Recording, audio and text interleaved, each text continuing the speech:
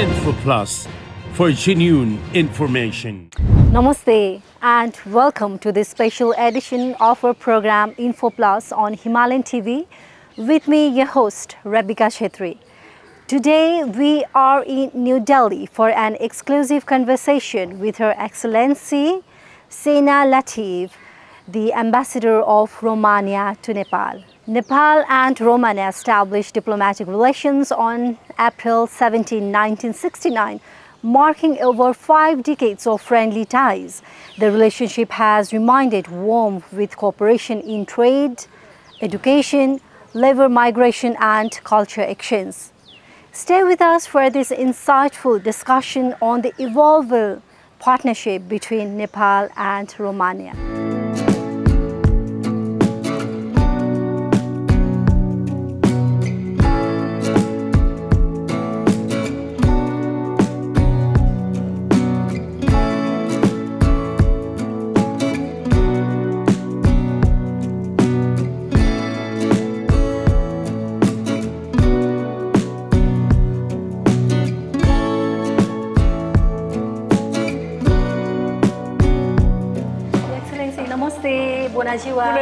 Bună ziua, very nice to meet you. Welcome to our embassy.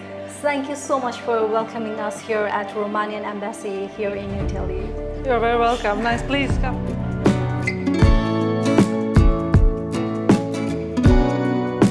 Her Excellency Sena Latif, Ambassador of Romania to India, Nepal and Bangladesh, is a seasoned diplomat based in New Delhi, India.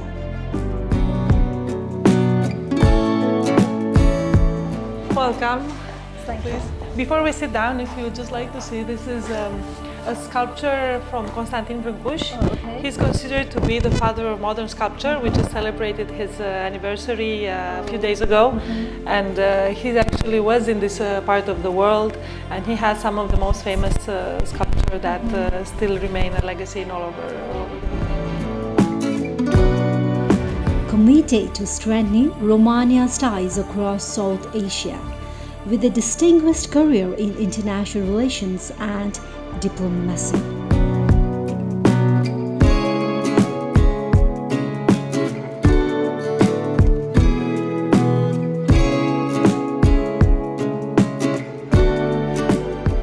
Info Plus for genuine information.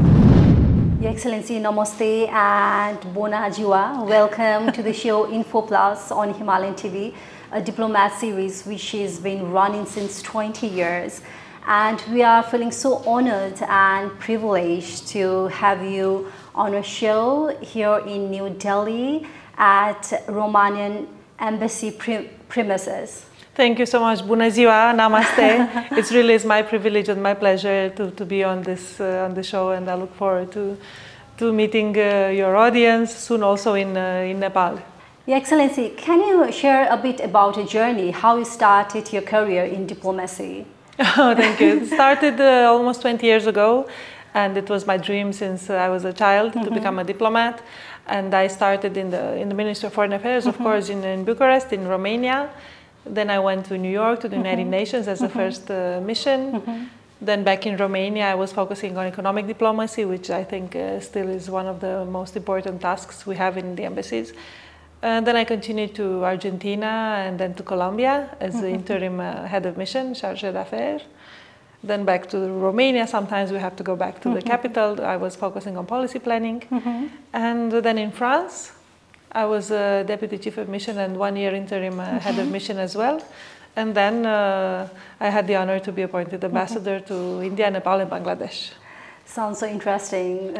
So you have got lots of experience in different countries. Very diverse, many continents. I believe you faced lots of challenges at the same time. There are challenges, but like in everything, like in any job, like in any task in life, as long as the advantages are bigger than the disadvantages, then the balance is positive. So I'm very happy. I consider myself lucky. It's challenging sometimes to have to move. You know, you go live in a country, you make friends, you start liking it, and then you have to move with your family. But then you make new friends and you get to know new cultures, and this is also the good part. Romania and Nepal shares a long diplomatic relationship since 1960, but still we can see a significant untapped potential for deeper collaboration. In your view, what are the key areas of collaboration between Romania and Nepal? We have had diplomatic relations since 1968, very good traditional relations, friendly countries always, never really any disputes. So we're happy to continue on this very positive path. And indeed, there are there is still a lot of potential.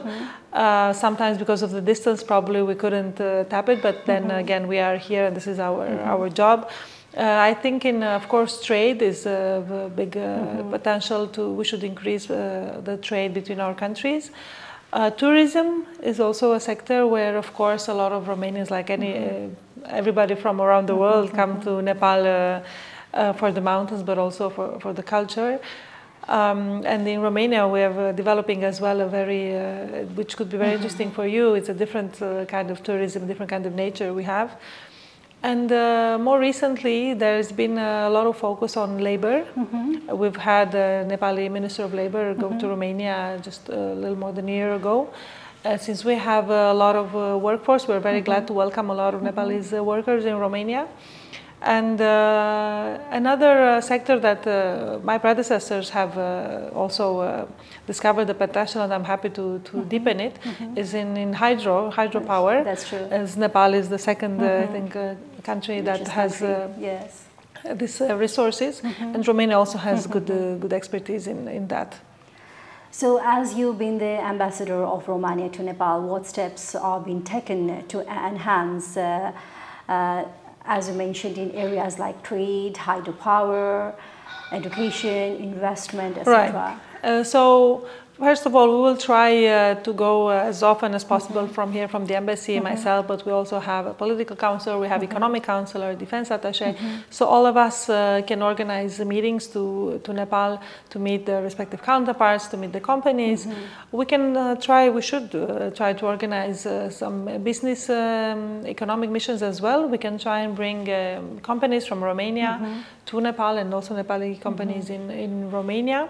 We also have a very efficient, and we're very grateful to have an honorary consul that represents Romania in Nepal. So he's also very helpful. He's there all the time, so he can help us with the content and what we need to fasten to make these projects faster. As you mentioned earlier, Your Excellency, that there is a huge chances to explore between Romania and Nepal in hydropower and many other sectors. So how can Nepali investors and business people can explore in Romania in these sectors? This is indeed very, very interesting. So you well know Romania is at the crossroads of very many strategic regions. So we offer the gateway, we say, to the biggest market, which is the European Union market. We are now also a member of the Schengen space completely since 1st of January this year. We're also close to the CIS countries, to the Southern Europe, to Middle East. So Romania has the largest port in the Black Sea. It's the port of Constanța, where the companies that bring their merchandise can actually save 6 days rather than going to what is mostly used, the port of Rotterdam in the Netherlands. So coming through our region in Constanța, there is a big save of money and time for companies. Once we reach there, we have the Danube River and many areas of transportation for investors there. Of course, we have a good, very skilled labor force with less costs than other countries in Europe. Everybody speaks English, like in Nepal. And the government offers a competitive fiscal regime and many advantages for businesses that want to invest there. Romania is also known for its high quality education globally in technology and medicine. So are there any opportunities for the Nepal students if they would like to pursue the higher education in Romania, and are there any scholarship facilities there? And also, what is the views for the cultural exchange between two countries? So there are actually more opportunities, several directions that the students who are interested can take, and some of them already are there, and we're happy to have applications and to see also Nepali students. There is a certain set of scholarship that the government offers yearly, and the period is in the winter every year to apply for the coming year. In many areas, except medicine this time and pharmacy. But then there are many universities that the second option is to go directly to each university, and they have their own programs in foreign languages, and also in medicine and other and cyber and technical studies, oil and gas. And then there is the opportunity to go through the European programs like Erasmus Horizon, where Romania, of course, takes part, and the ones who are open for non-European countries can also apply and welcome in Romania. So how do you think cultural exchange can be promoted for a deeper mutual understanding between two countries? This is always, it plays a very huge role, isn't it? Of course, and it helps now that we have a growing Nepalese community in Romania, and then Romanians are getting acquainted with their with the culture. And as the embassy, of course, we can organize all kinds of events. We are cooperating with cultural institutions from Europe that are present, that have a presence in Kathmandu to present Romanian film. Romanian cinema, you know, has been very awarded in the past years. Also, even now we got an award in Berlin, in Cannes last year. So we can present Romanian cinema. Then we can take part in other festivals that are organized there, usually in cooperation with our European partners. In literature, theater, music, we have, of course, many bands, orchestras that when they travel, whenever they come to India, we are trying to also include Nepal in the schedule. And, of course, promote the touristic places. Nepal has been faces lots of challenges in infrastructure development and disaster management. Has Romania considered providing technical assistance or expertise in this area, given its experiences in engineering and technology? Indeed, Romania has a very appreciated system of disaster management and crisis prevention. We've been able to help partners in Europe when there were unfortunate events to deploy fast assistance there. So we've actually just recently started to prepare a cooperation with Nepal authorities in this regard to try and see to make a first contact between our respective authorities so that they meet and discover themselves exactly where they can cooperate. And we really thought ourselves as well that this is a very efficient way of cooperation. Okay. With the Romanian embassy based in New Delhi, Excellency, how do you manage to maintain the relationship between two countries? It's true. It's sometimes it's a little challenging, but luckily, you know, there are direct flights, many direct flights from Delhi to Kathmandu. Yeah. The distances are smaller than to even to some cities in India. So sometimes it's easier to go to Nepal. We will try, as I was saying, my colleagues as well and myself, to go every few months to cover this. Again, we have the honorary consul who's very useful, and we are trying to open also a consular office there. So we have a consular presence that can more easily deal with the visa issues, but of course other economical and other issues. And we know we're happy that the Nepal government was also interested to open a diplomatic mission in Romania. So both this will help. And then of course we are very happy to count on the help of the European Union delegation in Nepal. As members of the EU, you know, they are there, they represent all 27, even those who don't have an embassy. So we are often in touch with them, and we work together for projects in political cooperation, trade, cultural, all the time in close cooperation. And do you have any plan to open dedicated mission in Kathmandu in coming years? We would have, this is the plan for us, to start with a focus on a consular mission. So we are now in discussions on exactly how that can happen, and then from there carry on to a wider mission. As we can see, both Romania and Nepal are members of various international organizations. How can two countries collaborate on raising the global issues such as climate change, sustainable development and peacekeeping? Because since we have a bilateral ties since so many years, so I think we can work closely together for some kind of issues like this. You've mentioned some very good examples. I think Romania and Nepal have had similar positions in multilateral fora in this important projects in sustainable development, in climate and green energy, and more recently even in something which is very important for us in the United Nations. We saw when we are talking about the aggression of Russia in Ukraine, Nepal had a similar position to the European Union, to Romania, and trying to support Ukraine in their fight for peace. So, Your Excellency, what are the key initiatives or priorities or agreements been decided between Romania and Nepal? So recently there was a memorandum of understanding signed between our ministers of labor. I think that's a very important field of action because, as I was saying, there are more and more Nepalese workers in Romania. They're very well appreciated and Romanian employers are asking to have them. They are cooperating very well and speaking good English. So since they are there, this offers also bigger opportunities in other projects in this field of action in labor.